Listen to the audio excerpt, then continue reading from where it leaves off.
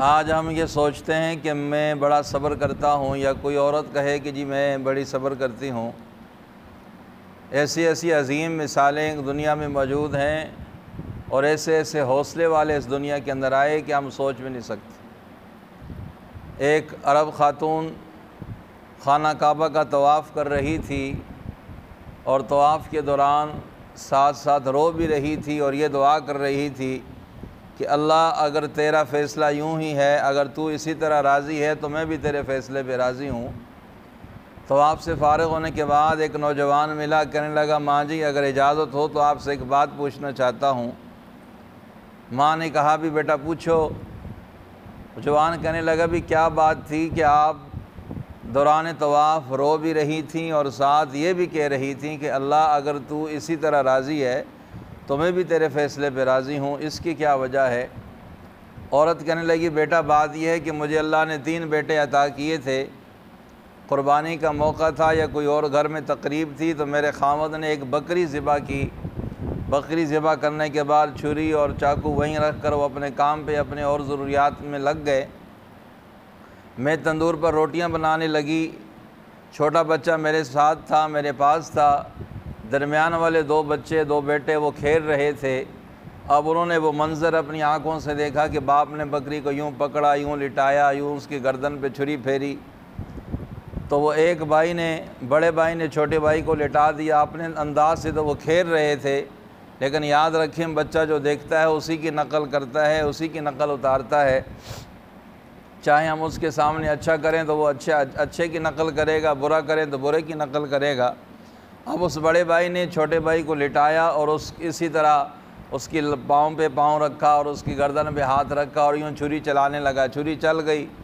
अब उसे तो नहीं अंदाज़ा था कि ये बात कहाँ तक पहुँच जाएगी।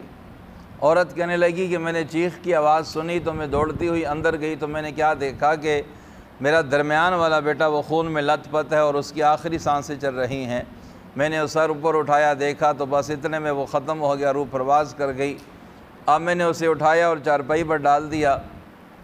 बड़ा बेटा ये देखकर भाग गया, निकल गया घर से भी ये मुझसे क्या हुआ, क्योंकि उसके तसव्वुर भी नहीं था कि बात इतनी बढ़ जाएगी।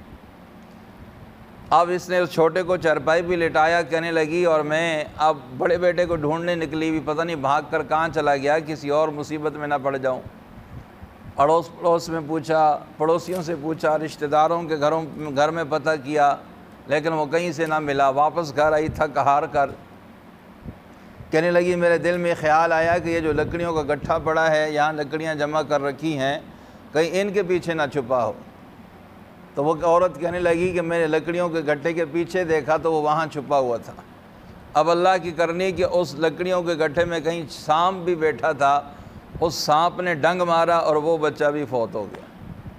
अब इसने जनाब कहने लगी कि मैंने उसको भी उठाया और चारपाई पे डाल दिया।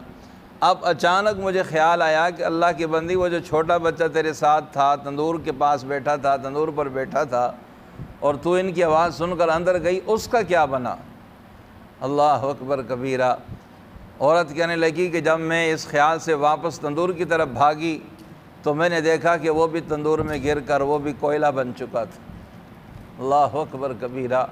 औरत कहने लगी मैंने उसे भी तंदूर से निकाला और उसकी लाश को भी मैंने चारपाई पर डाल दी और अपने खामन का इंतज़ार करने लगी। वह शाम को आया और सारी सूरत हाल उसे बताई। दोनों ने गुस्ल और कफन का इंतज़ाम किया। तो भाइयों, औरत कहने लगी यही वजह है कि मैं अपने रब से यही दुआ कर रही हूँ कि या अल्लाह अगर तू इस पर राज़ी है तो मैं भी राज़ी हूँ। तो हिसाब लगाएँ कि अल्लाह पाक ने कितना हौसला और सब्र लोगों को अता किया था। अल्लाह हमें भी सब्र करने की तौफीक अता फरमाए।